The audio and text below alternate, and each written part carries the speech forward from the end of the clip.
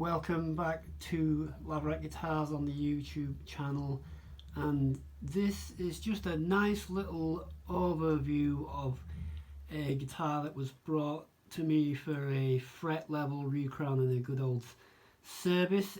This is a Fernandes. It's stamped inside under here FSO. It is the replica of blue. It is of the same era, and this is just, I'm just showing because it's a nice bit of labour of love of what a fan will do. Now, I did not do anything whatsoever to this guitar other than the fret level recrown and setup.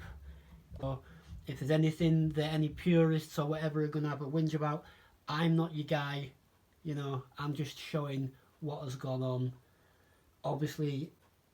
But stickers change, pickups change, bridge designs, string trees change, etc, etc. But it is nice. It's got the deep V profile on the neck, V profile based on the 50s Strat. This is the Fernandes, as the same as Billie Joe Armstrong's. For my information, the logo was removed due to, I think, a refinish, as far as I'm aware. Matte grey, let's say Spursel locking tuners, which the customer has put on in a staggered position where the D and the G are the low stagger of the tuners. The E, A and the B and the other E are all the same height. These two are staggered in the middle, the shorter ones. Usually you would find these probably at the end here, but now he's gone to meticulous, as much as possible efforts. He's got the little chip in the scratch plate here. He's done the red gaff logo, the best, I think. It has the Seymour Duncan, or SH4 as it's known, in there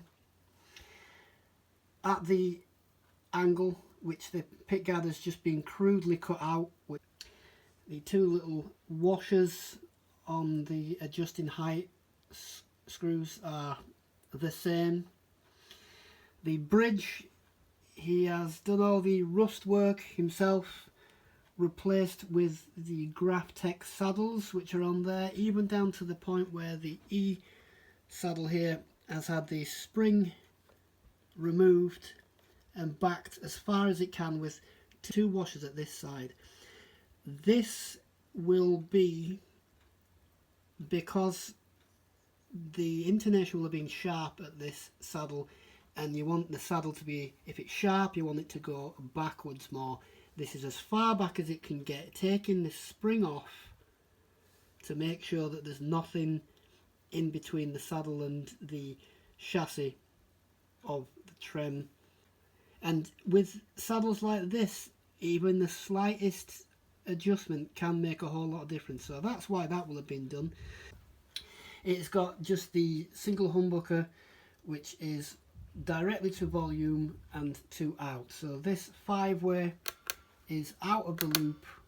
The tones are out of the loop. As far as I'm aware, that's how the setup of the genuine one is. Fernandes stock pickups that come with it drops down flat, and these are the stickers which he went to great lengths to find and source from various people who are doing, either there was a couple of originals, I can't remember whether he said this is an original, I'm not sure, but the rest are replicas that somebody has made, a fan will have made somewhere. I think he said he got a couple from, like, someone in Australia had made them. If you're that person, then, you know, give us a shout and we'll thank you for it. Even down to these, look, these two little smiley faces, and there's one here which has been placed on and then scratched off to mimic the wear. Now, the thing that he hasn't done is any paint, let's say relicing, or what would be natural wear. Here is the rear of a guitar. Now he's gone to replicate the photograph there that will have been stuck on, the way the earthing from the claw is fixed to the claw. Yeah, that's why at this side. Faded sticker, some gaff tape here. Now obviously Billie Joe Armstrong's guitar, from what I've seen in some rundown videos, has a load of paint missing, and that belt buckle rash that you would see there down to the bare wood. There's the back of the neck, which is a lovely profile. I like that deep V, and also just that nice chamfer on the edge there. This is obviously from Fernandes, and Spurzels there again. Here's the plate, which is quite pitted, and I think it reads Electric Research Group. Electric something Research Group, Fernandes. Awesome. So once more, I'll just flip this over, pause to this side, and yeah, here it is, just nice.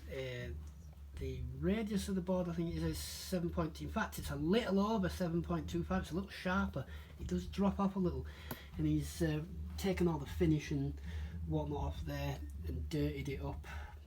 It needed some fret ends gluing in actually, because they were lifting out, but there it is. If at some point it might need a refret, because they're quite thin and getting low now. But my client, labour of love, Fernandes FSO in blue, which looks, I could give, if you were to compare that to a Fender, I would say more seafoam green, but that is what it is. They're the tags and titles. Again, I've done nothing visually to this guitar other than give it a nice setup. So if you want to have a little whine and complain about this ain't right, that ain't right, you're talking to the wrong guy. And that is easy. Like and sub for more interesting things like this. Even comment if you've got some constructive things to say. The things I don't care about is, well, I do this and I do that, and it's good. Congratulations. I'll call the papers and let them know what an awesome enthusiast you are. But yeah, easy.